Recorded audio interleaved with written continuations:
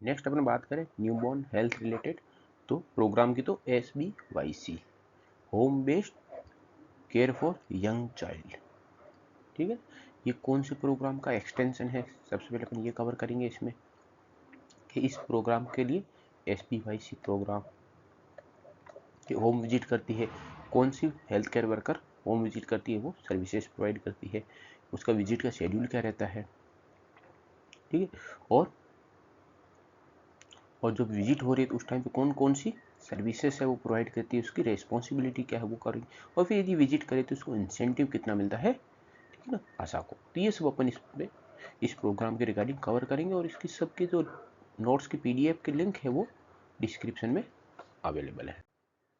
तो इसमें बात करें अपन SBYC कौन से प्रोग्राम का एक्सटेंशन है, SBNC। ठीक है, यंग चाइल्ड केयर, यहाँ पे क्या हो गया, न्यूबॉर्न केयर। ये कब से कब तक होता है, 0 to 42 डेज तक। ठीक है, 42 डेज से 2 ईयर तक कंटिन्यू होता है, उसी को अपन क्या बोलते हैं, SBYC प्रोग्राम। और सब के सब प्रोग्राम किस में आते हैं, पहले बात की थी RMNCH+N, ये कौन के अंडर कवर होता है, जितने भी प्रोग्राम है वो सब नेशनल हेल्थ मिशन के अंडर में कवर होता है, इसलिए नेशनल हेल्थ मिशन को अम्ब्रेला प्रोग्राम भी बोलते हैं।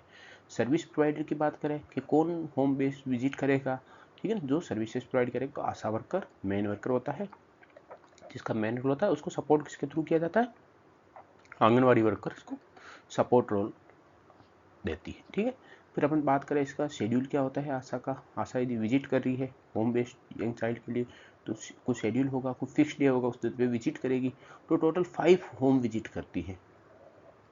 आशा वर्कर टोटल 5 होम विजिट करती है, कब कब, ठीक है, यहाँ पे 3rd मंथ पे, 6 मंथ पे, 9 मंथ पे, और 12 मंथ और 15 मंथ। तो ये अपन को पता चाहिए कि 3-3 के गैप में 3 से लेके 15 तक चलेगा visit. First visit 3rd month पे, सेकेंड विजिट 6 मंथ के एंड पे, और थर्ड 9 मंथ के, और फोर्थ 12th मंथ, और फिफ्थ 15 मंथ। तो अपन देखा था कि इसमें कहीं भी डिलीवरी हो, SBYC प्रोग्राम की बात करें अपन, ठीक है ना, होम बेस्ड डिलीवरी भी हो, इंस्टीट्यूशनल नॉर्मल वेजाइनल डिलीवरी भी हो, या फिर सिजेरियन सेक्शन हुआ हो, तो ये डिलीवरी पे डिपेंड करता था किसमें, SBNC प्रोग्राम में, कि विजिट डिलीवरी पे डिपेंड करता था कि डिलीवरी कहाँ पे, उस हिसाब से विजिट काउंट होती थी।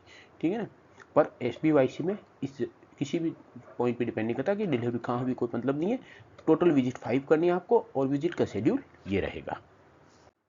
तो अपन नेक्स्ट ये देखिए कि आशा वर्कर है वो विजिट कर रही है, ठीक है ना, आशा वर्कर होम विजिट कर रही है, उस टाइम पे यंग चाइल्ड को कौन कौन सी सर्विसेज प्रोवाइड करेगी, या उसकी रेस्पॉन्सिबिलिटी क्या रहेगी। तो इसमें अपन तभी देखते हैं कि ब्रेस्ट फीडिंग है वो कब तक कंटिन्यू रखते हैं अपन, ब्रेस्ट फीडिंग 2 ईयर तक रखते हैं, उसमें से 2 ईयर तक रखते हैं, शुरू के 6 मंथ है उसमें एक्सक्लूसिव ब्रेस्ट फीडिंग होनी चाहिए, और 6 मंथ के बाद में ब्रेस्ट फीडिंग के साथ में कॉम्प्लीमेंट्री फीडिंग को भी ऐड करना है। ये सब किसकी जिम्मेदारी रहती है, आशा की रहती है, कि आशा वर्कर है उनको ये सब बताए, ठीक है, मदर को, बेबी के मदर को। तो इसमें सबसे पहले अपन न्यूट्रिशन एंड फीडिंग रिलेटेड अपन सर्विसेज देखेंगे। Early initiation of breast feeding, ठीक है, एज सुन एज पॉसिबल हो, जितना जल्दी हो सके उतना जल्दी ब्रेस्ट फीडिंग स्टार्ट करना है बर्थ के बाद। सेकंड क्या रहेगा, EBF एक्सक्लूसिव ब्रेस्ट फीडिंग, कि 6 मंथ तक बच्चे को ब्रेस्ट फीडिंग के अलावा किसी भी टाइप का लिक्विड, सॉलिड या सेमी सॉलिड टाइप का फूड नहीं देना है। फिर 6 मंथ के बाद ब्रेस्ट फीडिंग कंटिन्यू रहेगी टिल 2 ईयर, प्लस साथ में अपन क्या ऐड कर देंगे 6 मंथ के बाद, एडिक्वेट कॉम्प्लीमेंट्री फीडिंग। एडिक्वेट में इसका इंपॉर्टेंट है कि आपको जितनी बच्चे की रिक्वायरमेंट एडिक्वेट उतने अमाउंट में आपको देनी पड़ेगी, और कौन से टाइम में आपको, ठीक है, इनिशियली लिक्विड अपन डाइट देते हैं, फिर सेमी सॉलिड, फिर सॉलिड फूड। तो इसके रिगार्डिंग में ये सब चीज़ें कौन बताता है उनको, आशा वर्कर बताती है। ठीक है, कि कॉम्प्लीमेंट्री फीडिंग के रिगार्डिंग कब स्टार्ट करना, उसको गाइड करना, ये सब आशा वर्कर का हो गया।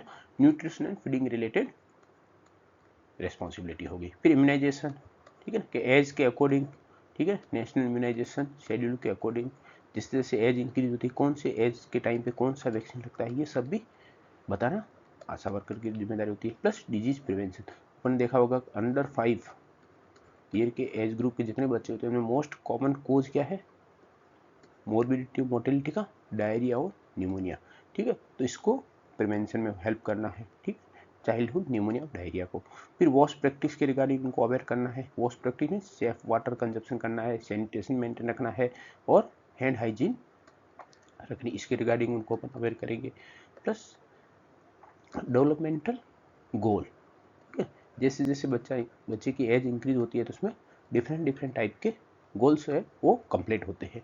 उसके रिगार्डिंग उनको पता रखना है कि चाइल्डहुड डेवलपमेंटल गोल है वो डिले तो नहीं हो रहे हैं, इसके रिगार्डिंग उसको मॉनिटर करना है आशा वर्कर को। प्लस सप्लाई करनी, उसको क्या क्या ORS के पैकेट सप्लाई करने हैं ताकि डायरिया की कंडीशन, डिहाइड्रेशन कंडीशन में बच्चे को पिला सकें। प्लस आयरन फोलिक एसिड का सिरप ताकि अपन एनीमिया को, चाइल्डहुड एनीमिया को प्रिवेंट कर सकें। ये भी रोल आशा वर्कर का है, ठीक है। और ये सब की सब रोल है रिस्पॉन्सिबिलिटी किसके अंदर, कौन से प्रोग्राम में कवर होती है, SBYC। लास्ट में है कि आशा वर्कर ने इतनी विजिट की है, कितनी, टोटल 5 विजिट की है। कब कब, तीसरे महीने में, छठे महीने में, 9 मंथ पे, 12 मंथ पे और 15 मंथ, टोटल 5 विजिट होगी। तो इसको इंसेंटिव कितना मिलेगा, 250 पर चाइल्ड, ठीक है। एक बच्चे के लिए वो 5 विजिट करती है तो उसको टोटल फंड कितना मिलता है, 250। अपने ऐसा मान सकते हैं कि पर विजिट 50 रुपये होंगे, ठीक है, कि 5 विजिट की 250 मिले थे उसको, पर विजिट कितना हो गया, 250। तो ये अपना प्रोग्राम हो गया SBYC, जिसमें अपन ने सब देख लिया कि इंसेंटिव क्या होता है, सर्विसेज कौन कौन सी प्रोवाइड की जाती है और शेड्यूल क्या होता है सर्विसेज का, ये सब अपना कवर हो गया।